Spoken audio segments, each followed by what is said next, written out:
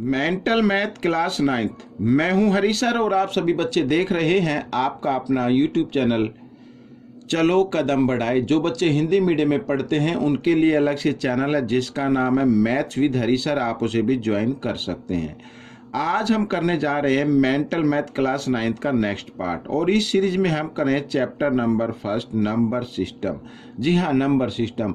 तो क्वेश्चन 31 क्या कहता है, आइए देख लेते हैं। आप बच्चों को सिर्फ एक ही काम करना है, ज़्यादा से ज़्यादा प्रैक्टिस करनी है और अच्छी रैंक लेकर आनी है। आइए करना शुरू करते हैं। तो बच्चों देखिए, बड़ा ही इंटरेस्टिंग क्वेश्चन है। यहाँ पर एग्जाम्पल आपको देने हैं, ठीक है, कोई ज़्यादा बड़ी मुश्किल इसमें नहीं आने वाली। देखिए कहता है क्वेश्चन 31 में गिव एन एग्जाम्पल, एक एग्जाम्पल आपको देना है, ठीक है, of a pair of two irrational number. Irrational number का हमें एक पेयर का एग्जाम्पल देना है। कैसे एग्जाम्पल कि difference is a rational number, difference क्या हो जाए, रेशनल नंबर हो जाए।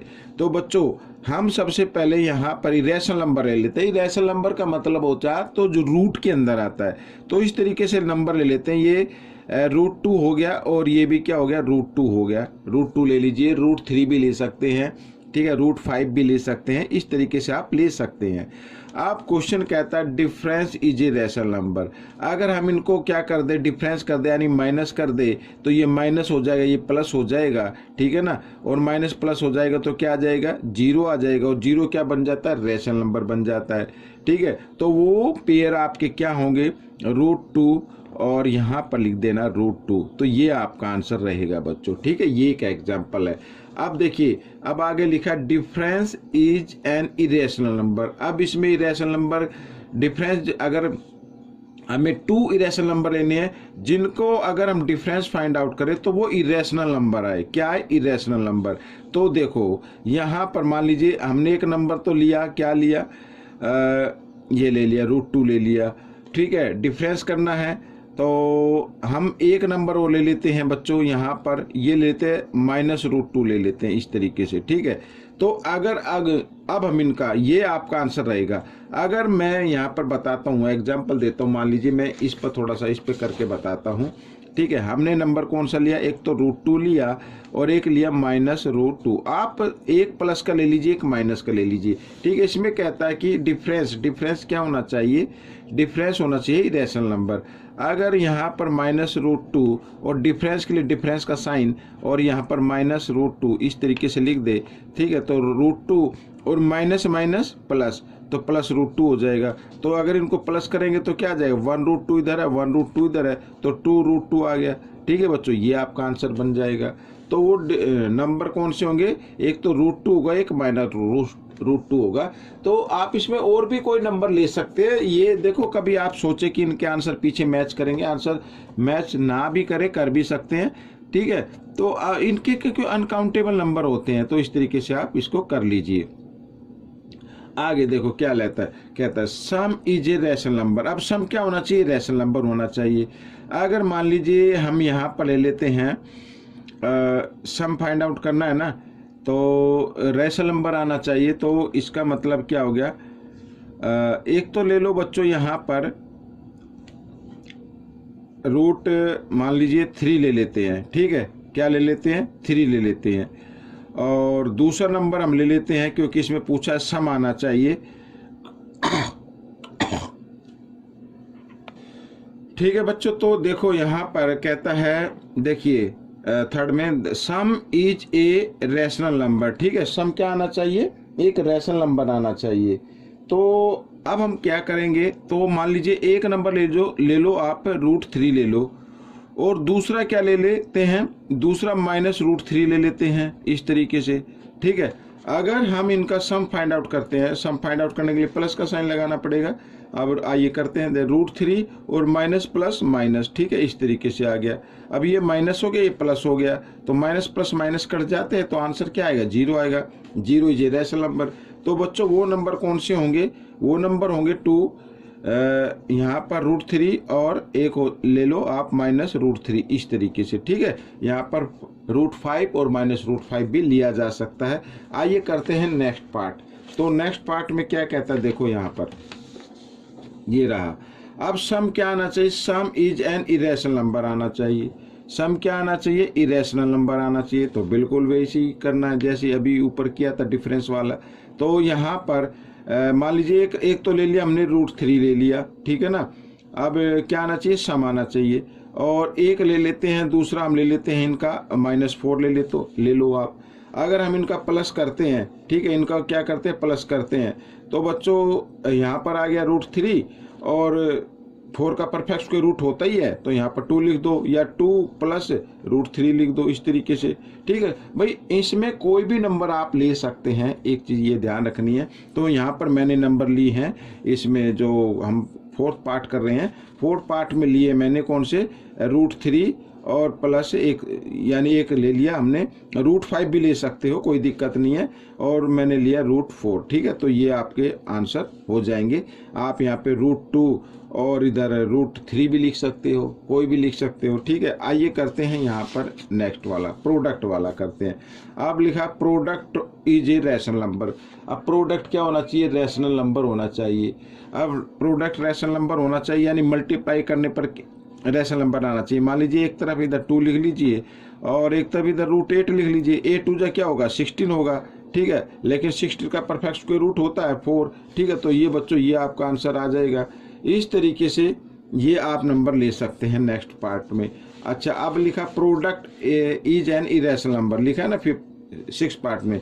अब प्रोडक्ट क्या होना चाहिए, इरेशनल नंबर होना चाहिए। तो एक √2 ले लो, अब ऐसा नंबर ले लो जो परफेक्ट स्क्वायर रूट निकले ही ना, तो √3 लिख सकते हो इस तरीके से। तो ये अब इनको मल्टीप्लाई करेंगे तो क्या आ जाएगा, 3 2 6 आ जाएगा इस तरीके से। तो ये क्या हो गया, इरेशनल नंबर हो गया, ठीक है ना।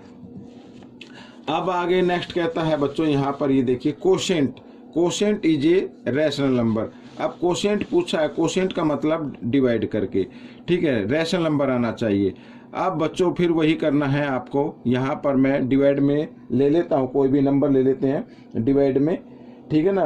तो जैसे मान लीजिए एक हमने ले लिया √8 ले लिया और यहाँ पर ये इस तरीके से √2 ले लिया, या हम इसको लिख सकते हैं बच्चों इस तरीके से भी लिख सकते हैं, ठीक है। और 2 से 2 1 जा 2, 2 4 जा 8, तो √4 आ गया। 4 का परफेक्ट स्क्वायर रूट होता है, वो होता है 2, ठीक है। तो ये नंबर ये क्या हो जाएगा, रैशनल नंबर हो जाएगा। तो कोशेंट में आपको नंबर ले लेना है, क्या ले लेना है, एक तो √8 ले लीजिए और एक √2 ले लीजिए, ठीक है। और भी नंबर लिए जा सकते हैं, और भी नंबर लिए जा सकते हैं, ऐसी बात नहीं है कि यही नंबर आपको लेना है, ठीक है ना। आइए करते हैं नेक्स्ट क्वेश्चन। तो अब क्या आना चाहिए, quotient is an irrational number. अब क्या आना चाहिए, इरेशनल नंबर आना चाहिए।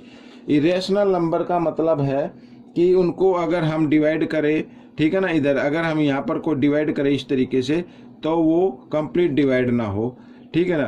तो यहाँ पर मैं चलो ये तो गलती से लिखा गया √5, चलो यहाँ पर लिख लेते हैं √15 लिख लेते हैं बच्चों, ठीक है ना।